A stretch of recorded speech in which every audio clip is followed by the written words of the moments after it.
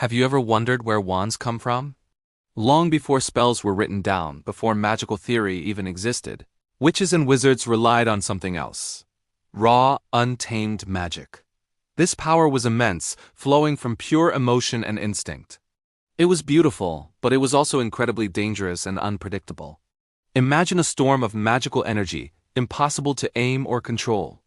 That chaos, that need for focus, is what sparked one of the greatest inventions in the history of magic: the wand. The first wands weren't the elegant tools we know today. In the earliest days, ancient magic users experimented with anything that could channel their power. They used stones etched with runes, bones from powerful magical creatures, even branches that had been struck by lightning. But these early attempts were unreliable. A spell might work perfectly one moment and then explode in your face the next. Magic needed a guide, something to interpret the user's intent and give it shape. Over centuries, a breakthrough was made. Magical societies discovered that living materials, especially wood, held magic more reliably than anything else. Wood was alive, it was responsive, and it could form a true bond with its user. This led to the very first recognizable wands: simple, carved sticks with basic enchantments. They were crude, but they started a revolution. For the first time, magic could be aimed, shaped, and harmonized with the wizard's will. From these humble beginnings, wandcraft blossomed into a true art form. The finest wand makers began to experiment, seeking out woods from magical trees and cores from the most powerful creatures. They developed enchantments that allowed a wand to learn and grow alongside its owner. Through centuries of trial and error, the core principles of wand making were established, principles that hold true even in our modern magical world. So, what makes a wand?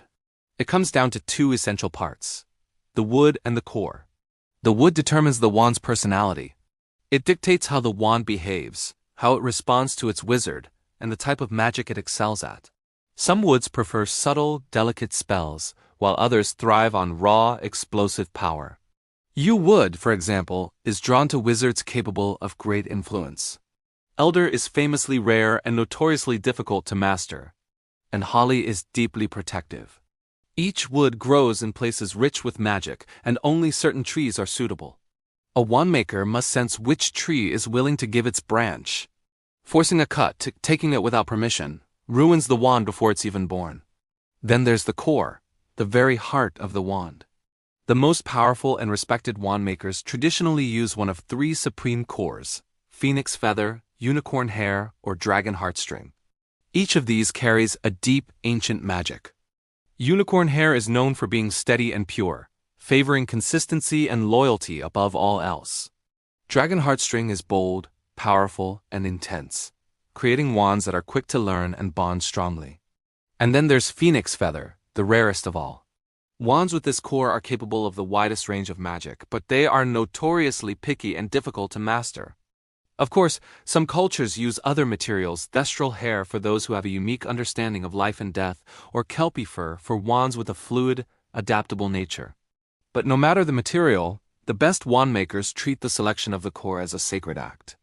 It is earned, discovered, or offered, never stolen or taken lightly. Creating a wand is a ritual, not a simple craft. The wand maker first selects the wood, feeling its unique nature, and then carves the branch with both magical and physical tools. The wood must be shaped in perfect harmony with the maker's intent. If they apply too much force, the wand becomes brittle and unyielding. Too little, and it will respond sluggishly. Next, the core is placed inside with absolute precision. If it's positioned even slightly incorrectly, the wand could become unstable or even dangerous. Finally, enchantments are woven to bind the wood and core together, creating a perfect conduit for a wizard's intent to flow.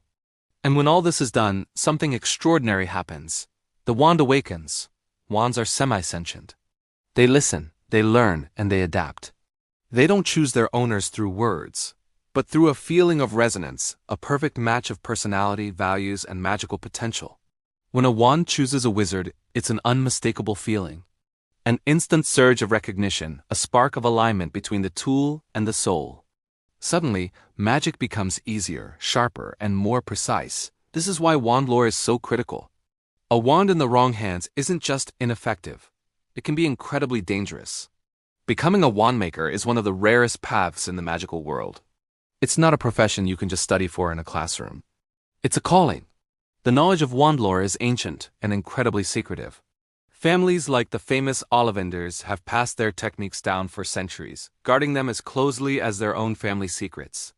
A true wand maker must possess extraordinary magical sensitivity.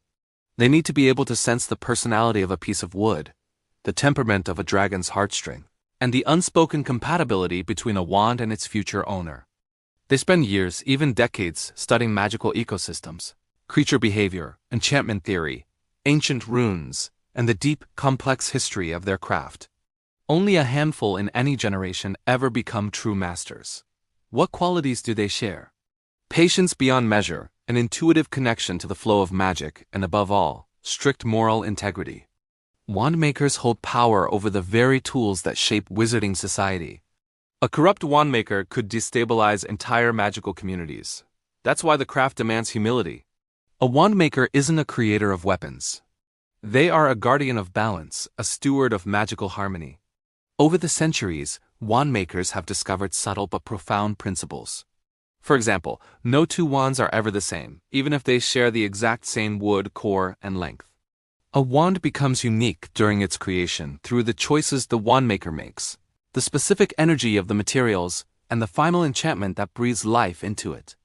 And once it bonds with a wizard, the wand truly begins to grow. It remembers spells, it adapts to its owner's instincts, and it develops fierce loyalties. A wand can be won in battle, but it will never forget its true master. Some wands refuse to perform dark arts, while others flourish under pressure. Some are gentle, others are fierce. But every single one carries a small piece of the wand maker's soul within it. Throughout history, wands have shaped kingdoms, fought wars, defended families, and changed the entire course of magical civilization. From the earliest primitive sticks to the refined masterpieces crafted by modern artisans, wands have always been more than just tools. They are companions, living extensions of a wizard's will. Their origin lies in our desire to control magic without being consumed by it. Their legacy is every spell ever cast. So today, when a young witch or wizard steps into a wand shop, they might not realize the centuries of knowledge, sacrifice, and tradition packed into every wand on those shelves. But the moment the right wand chooses them, that sudden warmth in their hand, that flash of sparks from the tip, in that moment, history meets destiny. And the bond between wizard and wand begins a story all its own. Thanks so much for watching. If you enjoyed this dive into magical history, be sure to like this video and subscribe for more. See you next time.